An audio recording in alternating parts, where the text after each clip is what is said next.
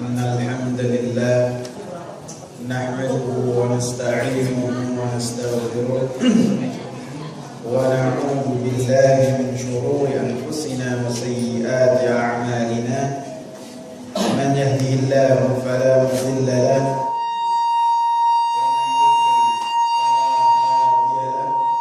وأشهد أن محمدا عبده ورسوله يا أيها الذين آمنوا اتقوا الله حق تقاته ولا تموتن إلا وأنتم مسلمون يا أيها الناس اتقوا ربكم الذي خلقكم من نفس واحدة وخلق منها زوجها وبث منهما رجالا كثيرا ونساء واتقوا الله الذي تساءلون به والأرحام إن الله كان عليكم رقيبا يا أيها الذين آمنوا اتقوا الله وقولوا قولا سديدا يصلح لكم أعمالكم ويغفر لكم ذنوبكم ومن يطع الله ورسوله فقد فاز فوزا عظيما أما بعد فإن خير الحديث كتاب الله وخير الهدي هدي محمد صلى الله عليه وسلم وشر الأمور محدثاتها وكل محدثة بدعة وكل بدعة ضلالة وكل ضلالة في النار. Hadirin wal hadirat yang saya muliakan, alhamdulillah kita panjatkan puji dan syukur kehadirat Allah Subhanahu wa taala yang telah memberikan kepada kita banyak karunia-Nya, karunia iman, karunia Islam, karunia mengenal tauhid yang benar, karunia kita mengenal sunnah yang sahih, karunia-karunia yang sangat banyak sekali. Bahkan karunia yang terdekat kita rasakan, alhamdulillah kita masih bisa menikmati nasi kebuli. Karunia dari Allah Subhanahu wa taala. La tus'alunna yawma idzin 'anil na'im. Allah Subhanahu wa taala akan menanyakan kita semua yauma idzin, pada hari kiamat kelak, dan terhadap semua nikmat-nikmat karunia-karunia yang kita rasakan. Pernah diceritakan dalam satu riwayat yang sahih bahwa pada suatu hari di siang hari yang panas, Rasulullah sallallahu alaihi wasallam keluar dari rumahnya. Akhirnya beliau berpapasan dengan Abu Bakar. Maka Rasulullah menyatakan kepada Abu Bakar radhiyallahu anhu, "Wahai Abu Bakar, demi Allah, tidaklah mengeluarkan saya dari rumahku kecuali rasa lapar Allah. Khalilullah yang tidak pernah berkata kecuali kebenaran, wahyu dari Allah Subhanahu wa taala, dan membawa risalah untuk umat ini mentauhidkan Allah Subhanahu wa taala, menahan rasa lapar dan keluar dari rumahnya karena rasa lapar." Maka Abu Bakar radhiyallahu anhu pun mengatakan, "Demi Allah, tidaklah yang mengeluarkan saya dari rumahku kecuali apa yang telah mengeluarkanmu dari rumahmu, rasa lapar juga."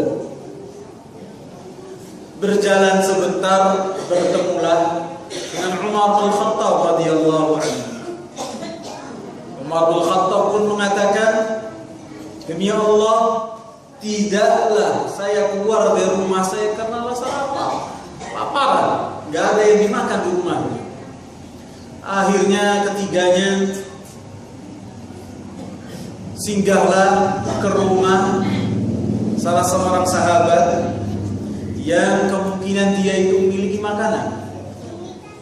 Datanglah ke rumah tersebut, dan tuan rumah begitu mengetahui bahwa yang singgah ke rumahnya adalah Rasulullah sallallahu alaihi wasallam, Abu Bakar, Umar radhiyallahu anhuma sangat berbahagia sekali, sampai menyediakan apa yang dia mampu.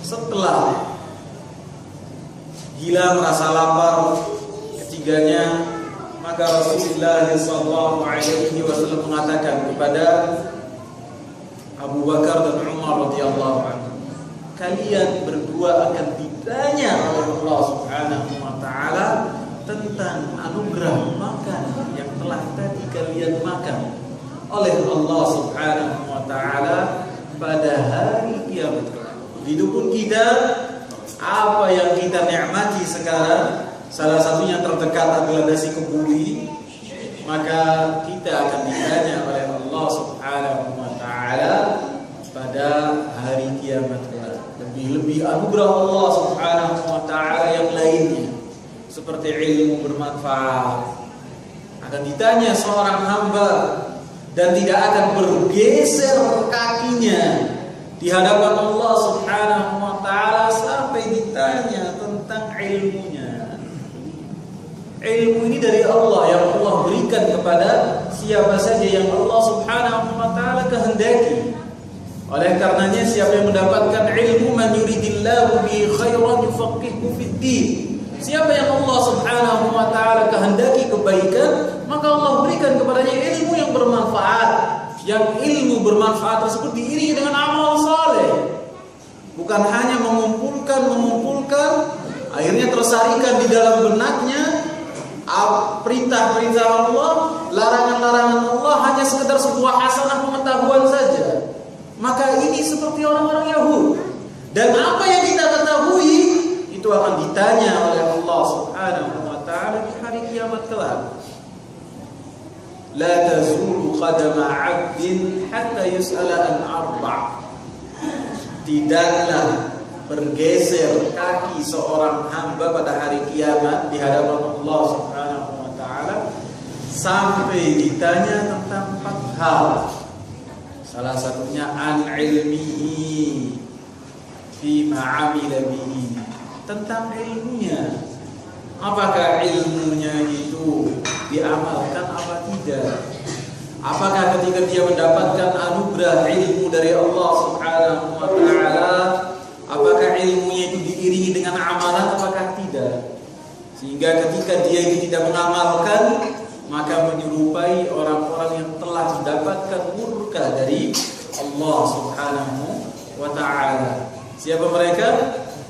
Al-Yahud.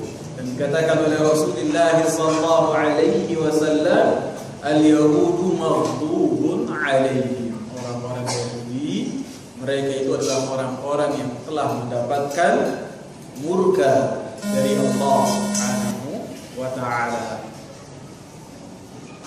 Hadirin wal hadirat yang insyaallah dimuliakan oleh Allah Subhanahu wa taala, tema kita adalah insyaallah kita akan membahas kitab yang insyaallah akan kita nikmati bersama, yaitu Syarah Salasatul Usul.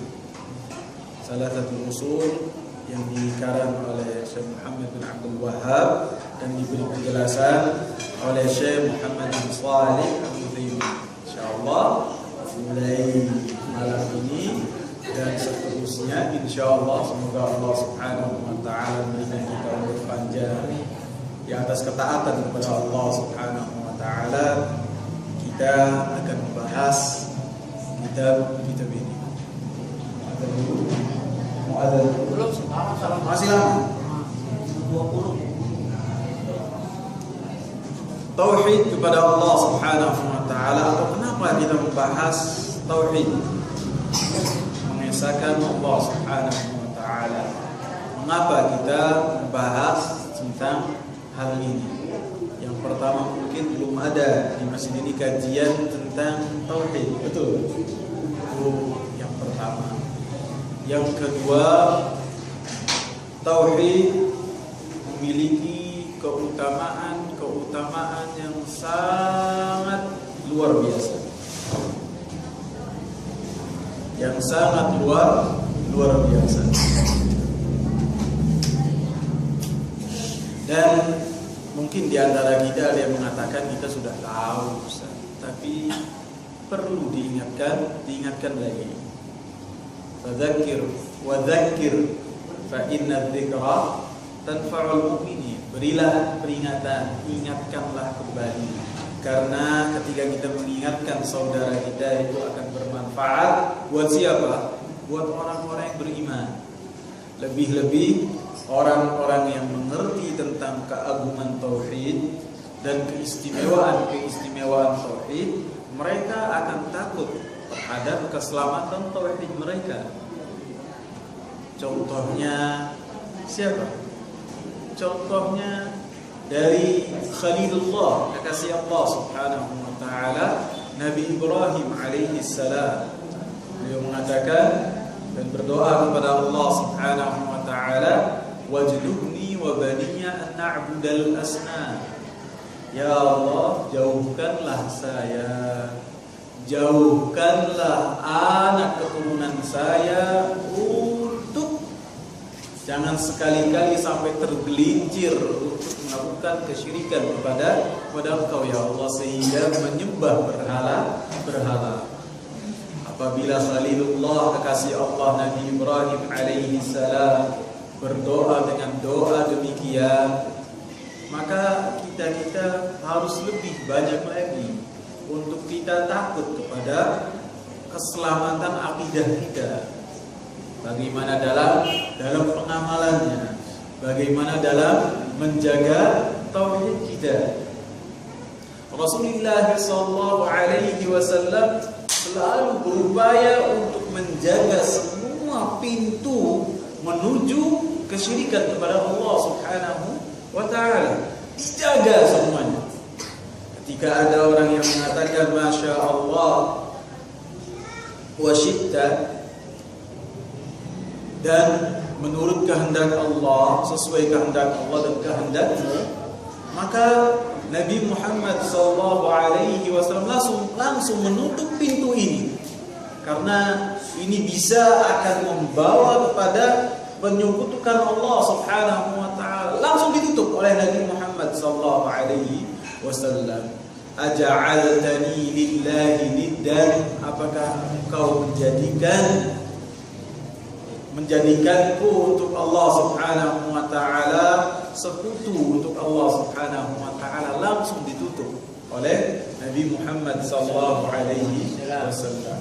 Bahkan ketika ada seorang khatib berkhutbah dan Nabi sallallahu alaihi wasallam duduk mendengarkan khutbah tersebut, maka khatib ini mengirimkan antara domirnya Allah dengan domirnya Nabi Muhammad sallallahu alaihi wasallam.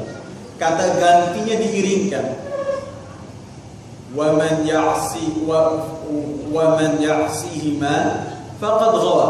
Siapa yang bermaksiat kepada Allah dan Rasulnya, maka siapa yang bermaksiat kepada keduanya, maka dia telah sesat. Benar maknanya, tapi diiringkan antara Allah dan Rasulnya. Maka Rasulullah sallallahu alaihi wasallam langsung menegur khatib tersebut. Bi'sal khatibu anta, sejelek-jelek khatib itu adalah kamu. Langsung ditegur. Dan ini sunnah yang sudah mulai langka dan hilang karena rasa tidak enak, karena kadang-kadang menjaga perasaan. Sunnah Rasulullah sallallahu alaihi wasallam yang satu ini sudah hilang. Apa sunnahnya? Menegur khatib ketika khatibnya itu salah. Tidak apa-apa, ditegur langsung.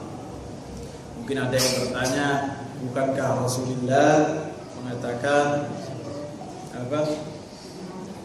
Faman fala jum'atalah. Siapa yang berkata kepada orang yang di sebelahnya, ansit, diamlah kamu untuk mendengarkan khutbah, maka faqad lagha, maka dia itu telah berbuat kesia-siaan. Bukankah ada hadis seperti itu, Ustaz? Maka hadis seperti itu itu dibawakan apabila antara makmum yang duduk mendengarkan khutbah. Tapi ketika ada interaksi antara yang mendengarkan khutbah dengan khatib, maka itu tidak mengapa. Kalau perlu ada tanya jawab pun tidak mengapa. Tidak mengapa. Ada dialog pun tidak mengapa. Yang dilarang adalah ketika makmum ataupun jamaah salat Jumat itu sibuk dengan sendirinya. Bahkan bukan hanya ketika menegur, ansib, diamlah kamu, padahal ini lagi amar ma'ruf nahi munkar. Tapi apabila waktunya tidak tepat, maka akan membahayakan ibadahnya. Bahkan ketika hanya memegang-megang, disebutkan faman. Iya, siapa yang lagi main kerikil saja, mainan kerikil, karena di Masjid Rasulullah pada zaman Rasulullah di bawahnya itu ada kerikil. Jadi kadang-kadang iseng pada megang kerikil, maka termasuk dari laghaw, telah berbuat kesia-sia. Bisa jadi ketika seorang hadir di salat Jumat, imamnya itu lagi khutbah, kemudian nyempetin balas SMS, ya kan, ada SMS bunyi, sebentar nih lagi khotib lagi bicara, sama termasuk dari faqad laghaw, maka dia telah berbuat kesia-siaan. Sampai mana kita bicara sampai sini? Sampai bagaimana Rasulullah SAW berusaha untuk menutup segala pintu yang bisa menjerumuskan umat ini ke dalam kesyirikan, sehingga itu menunjukkan bagaimana Rasulullah SAW sangat takut kepada umatnya apabila umatnya ini terperosok dari ke dalam lembah kesyirikan kepada Allah Subhanahu wa taala. Bahkan Rasulullah SAW takut terhadap dirinya sendiri untuk terperosok dalam hal ini, karena Rasulullah SAW berdoa kepada Allah Subhanahu wa taala untuk selamat dari hal ini. Allahumma inni a'udzu bika an usyrika bika wa ana a'lam. Ya Allah, saya meminta perlindungan kepadamu ya Allah untuk saya ini, agar saya ini selamat dari menyekutukan Engkau ya Allah sedangkan saya dalam keadaan sadar. Ketahui ini Rasulullah yang mengatakan, yang beliau itu mendapatkan label ma'sum, wallahu ya'simu, Allah lah yang telah menjagamu. Ini janji dari Allah, tapi beliau masih takut terhadap tauhid beliau. Wa astaghfiruka fima la a'lam, dan Rasulullah meminta ampun kepada Allah Subhanahu wa taala terhadap hal-hal yang beliau tidak ketahui. Dan itulah sifat orang-orang yang beriman kepada Allah Subhanahu wa taala. Mereka takut untuk apa yang mereka bawa di hadapan Allah Subhanahu wa taala tidak diterima oleh Allah Subhanahu wa taala. Sehingga sifat orang-orang yang mereka itu tidak menyekutukan Allah, menjaga tauhid mereka kepada Allah Subhanahu wa taala dengan tauhid yang benar, mereka adalah walladzina yu'tuna ma ataw wa qulubuhum wajilah annahum ila rabbihim raji'un. Itu merekalah yang memberikan apa yang telah mereka berikan. Mereka membawa amalan-amalan yang banyak, mereka memberikan apa yang mereka berikan, sedangkan hati-hati mereka dalam keadaan takut, hati-hati mereka dalam keadaan cemas, karena mereka yakin bahwasanya mereka akan kembali kepada Allah Subhanahu wa taala. Aisyah radhiyallahu anha, ummul mukminin, Siddiqah binti Siddiq radhiyallahu anhuma, bertanya kepada Rasulullah sallallahu alaihi wasallam tentang ayat ini. Kalau enggak salah surat Al-Mu'minin ayat 60 kalau enggak salah. Beliau bertanya kepada Rasulullah, "Wahai Rasulullah, siapakah mereka yang mereka itu disebutkan dalam Al-Qur'an sebagai orang yang takut dengan membawakan apa yang telah mereka bawa, memberikan apa yang telah mereka beri, tapi mereka takut? Siapakah mereka wahai Rasulullah?" ahumul ladzina yashrabuna al-khamra, apakah mereka itu adalah orang-orang yang suka minum khamr? Ahumul ladzina yasrifun, apakah mereka itu adalah orang-orang yang suka mencuri? Ataukah mereka yang kegemarannya itu berzina? Waalaikumsalam warahmatullahi wabarakatuh. Siapakah mereka wahai Rasulullah sallallahu alaihi wasallam? Maka Rasulullah sallallahu alaihi wasallam mengatakan bukan mereka yang dimaksudkan oleh ayat tersebut. Maka Rasulullah menyebutkan mereka, lakinnahumul ladzina yasumun. Mereka itu adalah orang-orang yang mereka itu berpuasa. Ketika yang lain berbuka, mereka itu berpuasa dengan puasa sunnah. Wa humul ladzina yatasaddaqun, dan mereka lah orang-orang yang rajin untuk bersedekah. Wa humul ladzina yusallun, dan mereka lah orang-orang yang rajin untuk sholat. Bukan hanya sholat wajib yang 5 waktu, tapi mereka pun sholat dengan sholat yang lainnya yang sunnah, sehingga mendapatkan predikat sebagai mereka orang-orang yang mendapatkan cinta dari Allah Subhanahu wa ta'ala. Walakinnahum yakhafuna an la tutaqabbala minhum, akan tetapi mereka lah memiliki amalan-amalan yang banyak.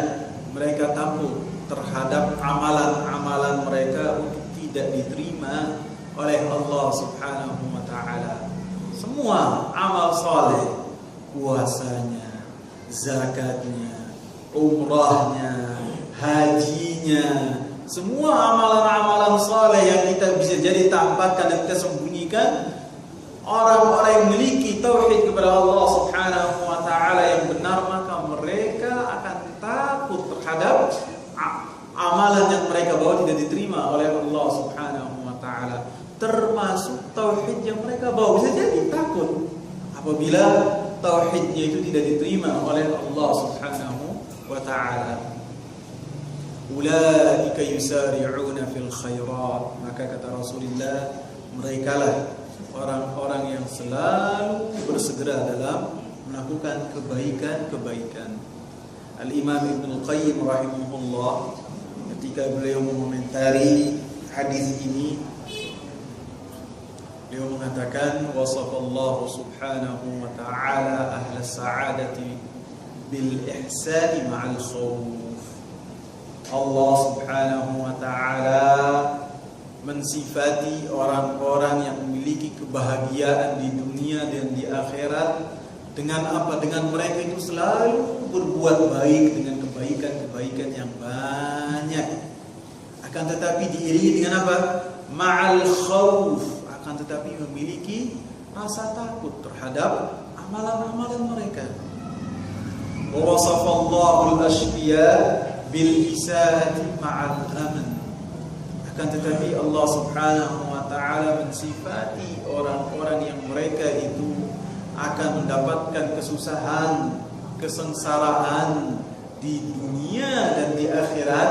Itu mereka itu al-isaah, selalu berbuat jelek, berbuat maksiat, menganggap ringan kemaksiatan kepada Allah Subhanahu wa ta'ala, menganggap hal itu sebagai sesuatu yang ringan. Wa tahsabunahu hayyinan wa huwa 'indallahi 'azim. Ingat firman Allah, kalian bisa jadi menganggap satu perkara adalah sebuah hal yang remeh, tetapi di sisi Allah Subhanahu wa ta'ala adalah sebuah hal yang sangat berat sekali. Bukan hanya al-isaah dengan perbuatan-perbuatan jelek yang di dalamnya ada kemaksiatan kepada Allah Subhanahu wa ta'ala, tapi dikumpulkan dengan rasa aman. Orang yang akan mendapatkan kebahagiaan memiliki sifat sebagai orang yang mereka itu selalu berusaha untuk berbuat kebaikan, melaksanakan perintah-perintah Allah, sedangkan mereka memiliki rasa takut kepada Allah Subhanahu wa taala apabila amalan mereka tidak diterima oleh Allah Subhanahu wa taala. Apabila azab akan datang menyapa mereka. Oleh karenanya Allah Subhanahu wa taala mengatakan, "Afa aminu makarallah?" Apakah mereka itu merasa aman dari apa? Dari azab Allah Subhanahu wa taala dengan rutinitas yang telah mereka lakukan. Fala ya'manu makarallahi illa al-qaumul khasirun, kata Allah Subhanahu wa taala. Tidak ada yang merasa aman dari azab Allah Subhanahu wa taala kecuali hanya orang-orang yang merugi. Adapun orang-orang yang takut kepada Allah Subhanahu wa taala, ketakutan tersebut menjadikan mereka selalu waspada terhadap azab Allah Subhanahu wa taala. Oleh karenanya Rasulullah sallallahu alaihi wasallam apabila melihat awan hitam, maka Rasulullah sallallahu alaihi wasallam takut apabila di balik awan hitam tersebut ada azab Allah, seperti yang Allah Subhanahu wa taala berikan kepada kaum Tsamud. Ini Rasulullah ketika melihat awan hitam takut, sampai wajahnya itu terkelihatan bahwasanya beliau itu ketakutan. Baru apabila hujan turun, maka para sahabat tahu bahwa Rasulullah sallallahu alaihi wasallam berbahagia. Ini Rasulullah sallallahu alaihi wasallam, kekasih Allah, yang dikatakan oleh Allah Subhanahu wa taala, "Wa ma kana Allahu limu'adzibahum wa ma kana Allahu liyu'adzibahum wa anta fihim." Allah tidak akan mengadab kaummu wahai Nabi Muhammad sedangkan engkau di antara mereka. Tapi Nabi selalu takut terhadap azab Allah Subhanahu wa taala karena tidak ada yang merasa aman dari azab Allah Subhanahu wa taala kecuali mereka, orang-orang yang merugi di dunia dan di akhirat. Baik, kita ada dulu.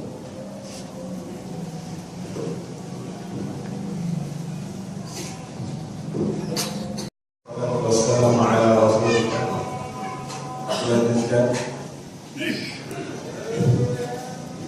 Oleh karenanya dikatakan oleh Hasan al-Basri rahimahullah, innal mu'mina jama'a bainal ihsani wal qawl. Sesungguhnya orang-orang yang beriman kepada Allah Subhanahu wa taala di dalam dirinya ada dua sifat, yaitu yang pertama sifat ihsan, selalu berbuat baik kepada Allah Subhanahu wa taala, berusaha untuk menjalankan perintah-perintah Allah Subhanahu wa taala dan menjauhi larangan dari Allah Subhanahu wa taala. Akan tetapi ma'al khauf, dengan dia memiliki rasa takut kepada Allah Subhanahu wa taala. Salah satunya adalah takut untuk apa yang dia miliki itu yang dijadikan modal untuk perjalanan yang sangat panjang untuk bertemu dengan Allah Subhanahu wa taala, bisa jadi tidak diterima oleh Allah Subhanahu wa taala. Oleh karenanya dikatakan oleh Abdullah bin Umar radhiyallahu anhu, la an yataqabbalani Allah salatan wahidatan khairan min ad-dunya wa ma fiha. Apabila Allah Subhanahu wa taala menerima salat satu salat saja diterima oleh Allah Subhanahu wa taala, maka khairun min ad-dunya wa ma fiha, maka itu lebih baik dari dunia dan seisinya. Satu salat saja, 2 rakaat atau 4 rakaat, bila diterima oleh Allah Subhanahu wa taala, itu lebih baik daripada dunia dan seisinya. Kemudian beliau bawakan satu ayat, innama yataqabbalu Allahu minal muttaqin. Sesungguhnya Allah itu hanya menerima amalan dari orang-orang yang bertakwa kepada Allah Subhanahu wa taala. Dan tidak hanya dimiliki oleh Abdullah bin Umar ataupun ayahnya Umar bin Khattab radhiyallahu anhu yang dia datang kepada Hudzaifah bin Yaman, kemudian bertanya kepadanya, apakah saya ini termasuk orang yang dimaksud oleh Rasulullah SAW sebagai seorang munafik? Bagaimana beliau memiliki rasa takut di dalam hatinya, padahal banyak keutamaan yang beliau miliki, janji-janji dari Allah yang beliau dapati melalui lisan Rasulullah SAW. Tapi tidak menjadikan beliau itu gurur, terperdaya dengan apa yang beliau dapat, tapi ma'al khawf, memiliki rasa takut, sehingga beliau bertanya kepada Hudzaifah bin Yaman, sahabat yang mengetahui tentang orang-orang munafik di kota Madinah. Maka beliau bertanya, apakah saya termasuk dari nama-nama yang Rasulullah bisikkan kepada engkau? Itu termasuk dari mereka? Allah. Dan ini bukan hanya keduanya saja yang memilikinya, hampir semua sahabat memiliki sifat seperti ini.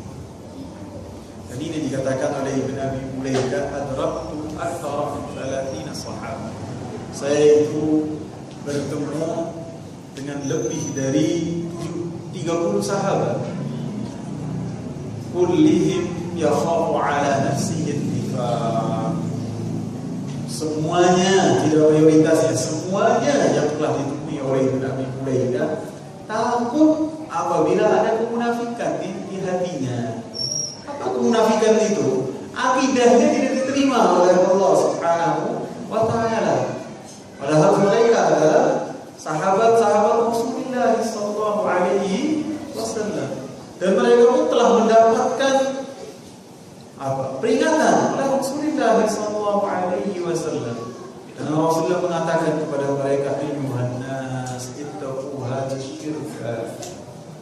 Wahai para manusia, manusia itu siapa di dalamnya?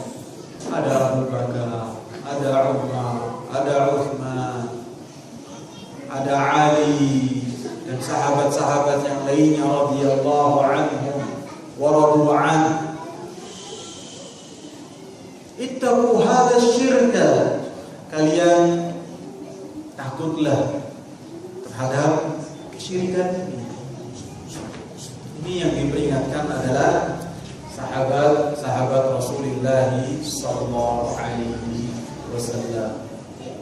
Wal munafiqu kata Imam Hasan al-Basri, adapun orang-orang munafik jama'a baina isaa'ati wa amal. Adapun orang-orang munafik, orang-orang fajir, orang-orang yang keimanannya itu lemah, maka mereka itu memiliki dua sifat, dua perangai. Yang pertama, selalu berbuat kemaksiatan kepada Allah Subhanahu wa ta'ala, tapi diiringi dengan angan-angan. Bukan harapan, tapi angan-angan. Angan-angannya supaya selamat dari azab Allah Subhanahu wa ta'ala.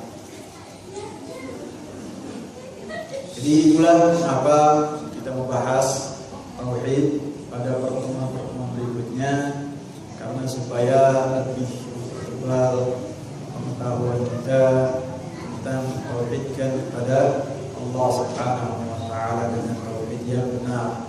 Apalagi yang kita bahas adalah insyaallah tentang thalathatul usul, 3 fondasi yang nanti kita kelak akan ditanya oleh Allah Subhanahu wa ta'ala pada alam kubur kelak, yaitu pada fitnatul kubur, pada ketika malaikat menanyakan kepada kita pertanyaan-pertanyaan ini, maka kita menyiapkannya dari sekarang untuk kita mengamalkan dan mengetahuinya, supaya kita termasuk dari orang-orang yang yuthabbitullahu alladhina amanu bil qawli tsabit.